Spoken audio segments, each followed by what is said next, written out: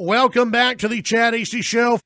Joining us on the phones right now as we get caught up with everything going on statewide. And, oh, boy, there seems to be a lot of stuff happening statewide. Our good friend, editor of quorumreport.com, and Scott Braddock. Scott, good morning. How are you today? Doing well, Chad. A little chilly here, but nothing like in Lubbock. Y'all are in the 30s. We're still at a balmy 45. See, yeah, that's not bad. But, for the people in Austin, that's like beanie and UGG weather right there. Bundling up with their scarves and everything. Yes, that's very cold weather there for the folks in Austin.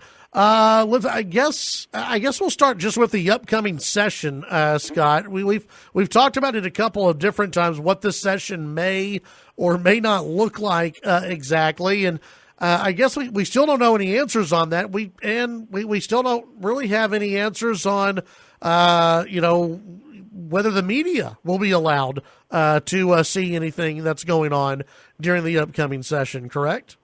It is no longer just a pattern. It is the state of play at this moment that every time there's a meeting at the Capitol, there is either something that's happening online or the Capitol access is limited only to lawmakers and their staff. And that's it.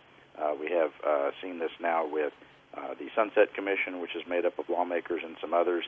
The Legislative Budget Board is meeting this afternoon, which is made up of members of the House and Senate. And I saw a posting for a meeting coming up December 7th, Senate Health and Human Services, and all of them say this, Chad, quote, Capitol access limited to legislators and staff only. I think right now it's probably not something that's top of mind for everybody. Obviously, there are many things that are going on. But as we get into the legislative session, this is going to become a bigger question. And I heard a lot of chatter about this today in Austin.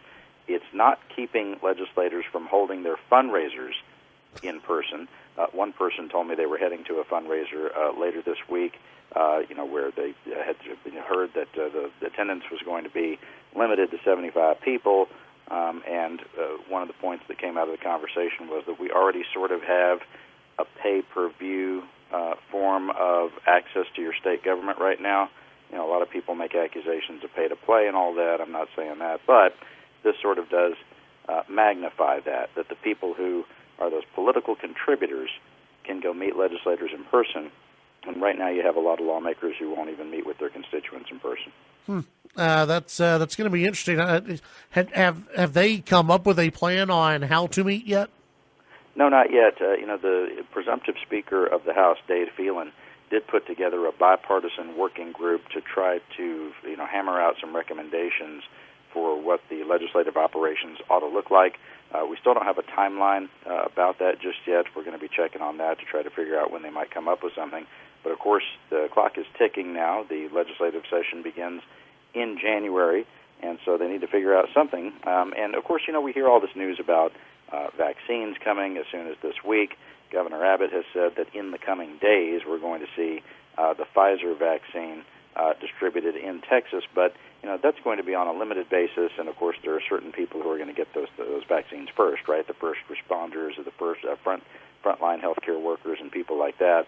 And as far as the greater public, we probably won't see that until well into the first quarter of the year, right? And so that means that for the vaccines to be any kind of fix for what the legislative session would look like, probably not going to happen because, you have to get to, I think the health experts have said that you've got to get to at least 70% of people who have either developed an immunity from contracting the disease or have actually been given the vaccine, because it's not vaccines that, create the solution. It's vaccinations that do. You got to get the shots into people's arms. You got to be at 70% before you reach what they call herd immunity so that, you don't have more outbreaks of this, and we won't see anything like that until well into 2021, based on all the information we see today. Yeah, and then you have to wonder, okay, are they going to force people, at the state capitol to show, I've had a vaccination in order to get into the state capitol? Yeah, they might require that people have had a vaccine. They certainly have expressed their approval. Members of the legislature have said that they approve of having everybody wear a mask at the capitals, physical distancing, temperature checks at the doors. But as it becomes a question as far as who has been vaccinated, I can imagine that would be one of the boxes you might have to check to walk in. Let's talk about the state of the economy. I hear we're going to get an update on how the state's economy is going to be looking coming up later on this afternoon. Yeah, this meeting that I mentioned, it's coming up at 2 o'clock. The Legislative Budget Board is sort of one of those Byzantine processes where they go through figuring out what method they're going to use for the constitutional spending limit. And that's something that was put in place to make sure the government doesn't grow out of control in this state, which, of course, conservatives support.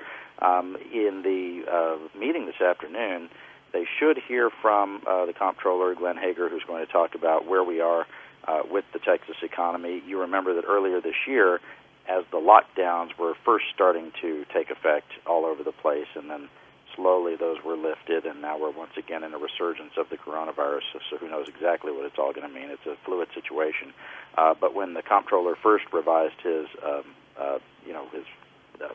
estimate for the budget, he was expecting that we would be down about $4.6 billion going into the legislative session in January, and that could get worse. We do have, and you probably saw this morning, Chad, the OPEC nations are getting together to talk about whether or not they're going to have a deal on their output for barrels of oil. And the worst-case scenario would be that they don't come up with anything, of course. We don't expect that. That's not likely at all. But oil right now is at $45 or so. And for the Texas budget, it would be a lot better if it was at 50, 55, or 60, which some projections have put it at that. But there are, of course, other factors at play. We still don't have all businesses open. We are looking at the potential of maybe some more restrictions as this resurgence of the virus, really takes hold around the country. Although we do have the governor saying that he's not going to put any more restrictions in place. Certainly not any more lockdowns. But we do have parts of the state that have already reached the threshold for more restrictions, including El Paso. Are y'all at the new? Are you at the restriction level in Lubbock now at 15% in the hospitals? Yeah, we're at like 29% right now. Yeah, so right. So who knows where else some of these outbreaks may occur in the meantime as we head toward the legislative session in January, and of course all of that's going to have an impact on the lawmakers as they try to write the state budget, which is a $250 billion document, which is written over a 24-month horizon. It's already always a tough situation. And, of course, lawmakers want to pride themselves on fiscal restraint. But as one senior lawmaker said to me this past year, as we were starting to look at heading into a recession, the folks who think that they've been through tough budget situations before, the ones who think that they've really participated in a conservative approach to a budget before, they ain't seen nothing yet. And most of the lawmakers who are in Austin, there's been enough turnover since the 2011 budget cuts, and going back to the time when $5 billion was cut from public education years ago. Most lawmakers who are in office today have never seen anything like that, and we could be looking at something like that coming up in January. Yeah, and as you brought up, there's not going to be further announced restrictions, but I saw over the weekend that Dallas-Fort Worth. That area is hitting over 15%. I don't know how many days they've been above 15%, but it's one of those where now we're talking about the Dallas-Fort Worth area and some other places that may be going over 15%. That's when bars close and right. You have restrictions on businesses back down to 25% capacity in some spots, I believe. Sure, and it's sort of the governor having it both ways on this. When he is asked in interviews or in press conferences whether he would order more lockdowns or more restrictions, he says no, he's not going to do that, but then he points to the executive orders that are already in place, and they do, as we're talking about here, they do include those provisions that say if hospitalizations go over that 15% threshold, then there are certain restrictions that automatically go back into place. Chad, as if the governor couldn't change those anytime that he wants to. They are executive orders. And you remember when Shelley Luther, the salon owner from Dallas, who got crossways with the governor, when that controversy unfolded, he literally retroactively changed his executive order. So it's not like he couldn't shift that up at any time. And I do think, talking about the legislative session, it is something that is going to be discussed, Republicans and Democrats alike. It seems to be, it's not a chorus going right now, Chad, but it's certainly more grumbling about the fact that the governor is able to have it both ways on all this stuff, and there should be some reform in the estimation of a lot of people, some reform to the way that he exercises his powers during a disaster. Yeah. Going back to the budget, when the shutdown and everything happened at first, and the state controller came out and said, "Yeah, we're gonna. This is not going to be pretty." There were some Democrats and I think even some Republicans who at least thought about, hey, what about casino gambling in Texas? What about that whole recreational marijuana thing that other states keep passing, but Texas does not take a look at as maybe different avenues of bringing in revenue into the state, revenue / tax money into the state. Is there any talk about either of those, or other ways that Republicans or Democrats are approaching this budget? On the question of marijuana, I see more consensus, bipartisan consensus, on the question of medical marijuana. Yes. I see, in fact, some very, very conservative lawmakers who have said yes to that. Whether it's going to happen, we'll see. It seems like the lieutenant governor is still not on board with that. And, of course, in the legislative process, the House and Senate have to do something together. Otherwise, that thing doesn't happen, right? And on the question, on recreational marijuana, it's hard for me to imagine that happens anytime soon, certainly not in the next legislative session, I would not think. But on the question of casinos, it's been interesting to see that there are some lobbyists who have been hired by, for example, Sheldon Adelson, who's the owner of Las Vegas Sands Corporation, the Venetian and Palazzo on the Las Vegas Strip. Adelson hired some big gun lobbyists who have what I would call proximity to Governor Abbott.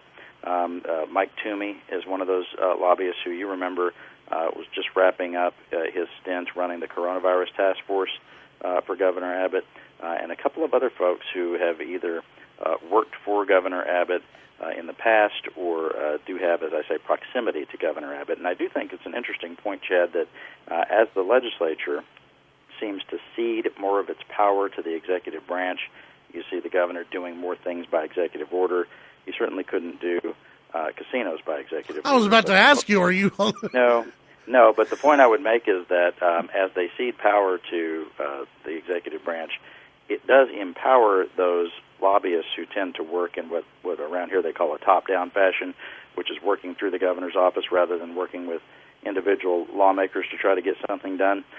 So it may be that there is some sort of a play coming up on casino gambling. Usually when there's a bill filed on casinos, I kind of roll my eyes, Chad, because I just think it ain't happening, and I don't know why they're even talking about it. But in this case, you do have a big budget shortfall on the horizon, and you do have these lobbyists who do have those sorts of connections to the executive branch now, at least working on the issue. We don't exactly know what it is Adelson wants the legislature to do, but it may be something, some sort of step, like maybe some sort of online gambling or sports betting, that sort of thing, that I think a lot of people would support. Yeah, in the past, Vegas has been pretty,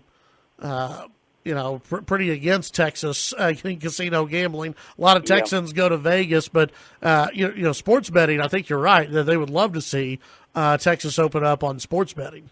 Yeah, and the other thing about Las Vegas right now, at least during the pandemic, and who knows when all this is going to fully be over and people are fully going to have confidence to be able to go back to the Las Vegas Strip, you know that right now MGM properties, for example, and I've heard rumors about Caesars Entertainment properties doing the same, they've been shutting down during the middle of the week, which was which would be unheard of previously because those are 24/7 operations. Yeah, absolutely. Scott, tell folks what you're working on over at quorumreport.com.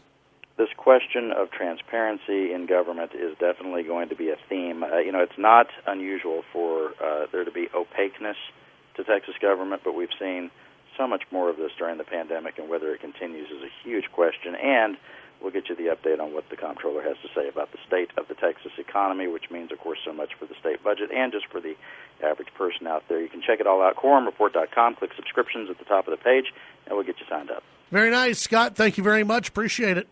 Thanks, Chad. Talk soon. All right, that's Scott Braddock, editor of quorumreport.com. Go there, check it out, see everything that they have happening today.